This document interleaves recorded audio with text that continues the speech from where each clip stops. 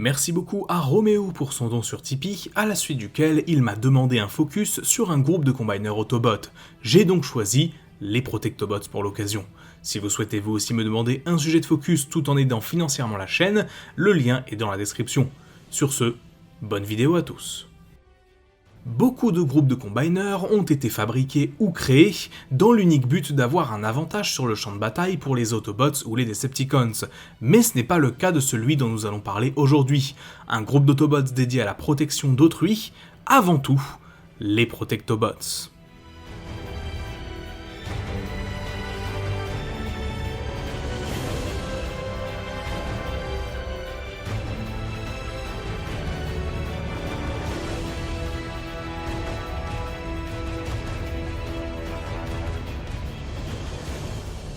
Comme la plupart des premiers jouets Transformers, les Protectobots avaient été conçus à l'origine pour faire partie de la gamme Diaclone, mais ils ne furent jamais commercialisés dans cette dernière et firent tout de suite le grand saut vers les États-Unis pour être inclus dans la gamme Transformers en 1986.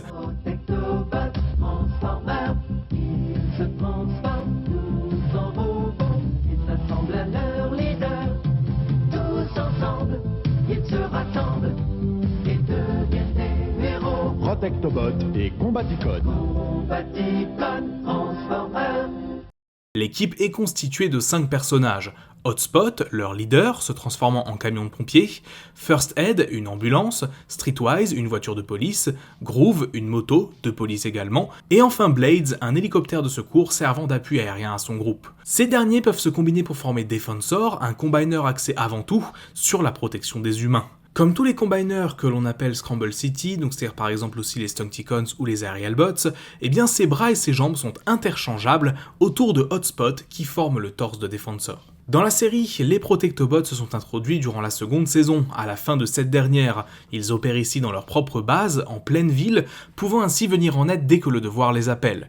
Leurs principaux rivaux côté Decepticons, ce sont les Combaticons, on peut d'ailleurs voir Bruticus et Defensor se faire face à plusieurs reprises.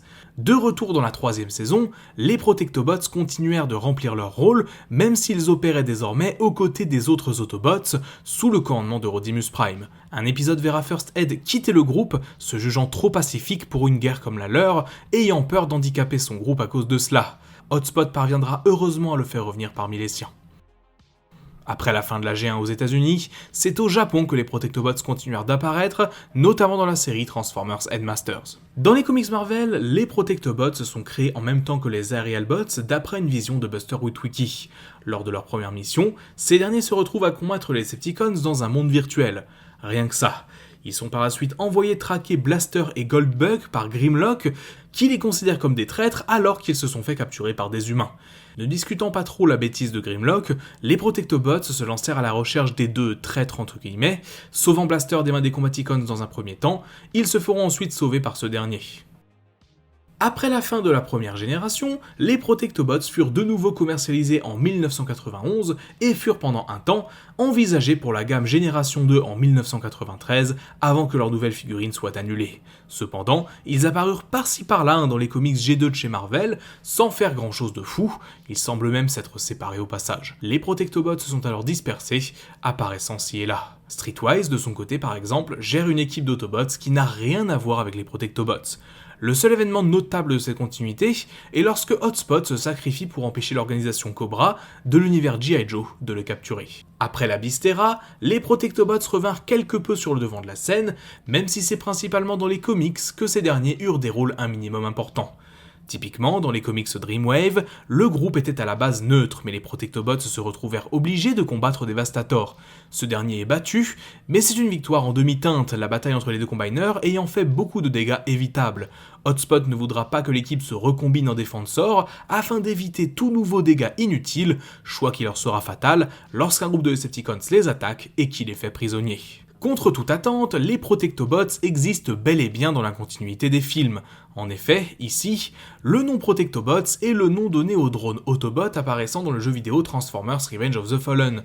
3 types de drones existent, un scout, un sniper et un guerrier, possédant chacun des caractéristiques différentes, mais partageant des couleurs bleues et blanches.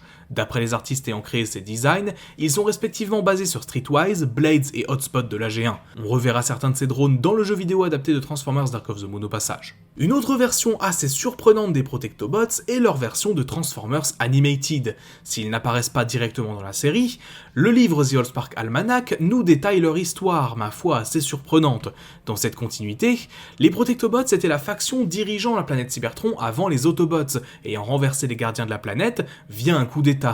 Ils devinrent alors la faction dominante, et le moins que l'on puisse dire, c'est qu'ils n'étaient pas franchement sympas. Leur grand projet fut la Purge, qui visait à détruire tout élément indésirable de la société selon eux, provoquant une confrontation face aux Destrons, qui s'opposèrent à eux et parvinrent à les vaincre durant une grande guerre cybertronienne, similaire à celle connue entre Autobots et Decepticons. Les Autobots justement émergèrent alors comme une sous-faction des Protectobots, qui les remplaça petit à petit. À l'époque moderne, donc grosso modo à l'époque de la série, Sentinel Prime chercha à réutiliser le nom des Protectobots pour nommer un nouveau groupe de Cybertroniens sous ses ordres, quoi de mieux en effet que de prendre le nom d'un ancien camp génocidaire alors que tu es toi-même accusé d'être un dictateur en puissance. Je vois pas du tout ce qui pourrait mal se passer. Dans la continuité alignée aussi, les Protectobots existent, il en est fait mention dans le roman Exodus, où on apprend que le groupe a été formé comme une réponse à l'apparition des Constructicons dans le camp de Megatron. Mais à part ça, on n'a pas trop d'infos sur eux. Du côté des jouets, dans les années 2000 et début 2010, les Protectobots ne furent jamais réutilisés en tant qu'équipe, leurs différents membres recevant des figurines individuelles se basant sur des molds existants. Par exemple, Hotspot eut droit à une version Titanium Series en 2009, ainsi qu'une version Generations en 2013, basée sur le Inferno de cette gamme. Streetwise fut commercialisé comme un repaint du Pro Universe à la convention BotCon de 2010, puis un remold de Smokescreen de Transformers Prime en 2014. Blades, de son côté, a eu droit à un Voyager dans la gamme Universe, repaint d'Ivac de Transformers Cybertron, et plus tard un Deluxe, repaint de Blazemaster de Revenge of the Fallen. Groove et First Aid également seront commercialisés de la sorte, étant respectivement des repaints d'Arcee et Ratchet de Transformers Prime. Même du côté des séries, on voit par exemple Blades apparaître dans la série Rescue Bots, ou Hotspot être mentionné dans l'univers d'Animated. Mais malgré tout, jamais ces derniers ne seront revus en groupe. La gamme Power Core Combiner en 2010 fut la première tentative de refaire une équipe de Protectobots qui se combinent, même si ce ne sont ici que des drones se combinant avec Stakeout, un personnage inventé pour l'occasion. C'est finalement en 2015 que l'équipe classique des Protectobots fut recommercialisée en tant que Combiner dans la gamme Combiner Wars, même si diverses modifications leur sont apportées. Tout d'abord, pour un souci d'échelle, Groove est remplacé en tant que membre de Defensor par Rook, un nouveau personnage se changeant en véhicule du SWAT. Groove, de son côté, peut former une protection sur le torse du Combiner, plus adaptée à sa forme de moto.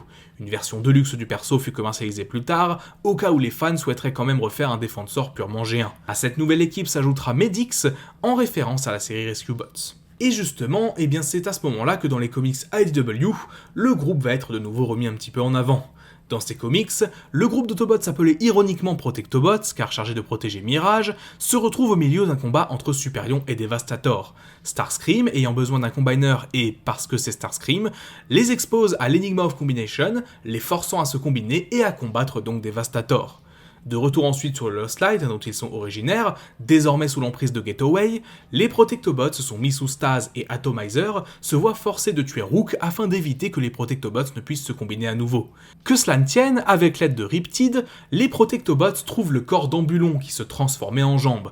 Transformé oui, car il est mort, je précise. Mais malgré ça, les Protectobots arrivent à se combiner avec. C'est, ma foi, super sympa, pour former Defensor. Ils trouvent un passage vers un vaisseau afin de s'échapper du Lost Light avec Riptide et Thunderclash, cependant Starsaber les attaque, les désassemblant par la même occasion. Atomizer attaquera Starsaber par derrière, laissant l'occasion à notre équipe de s'enfuir très amochés. Ils seront de nouveau vus à la fin des comics, tous en bon état, ayant donc survécu.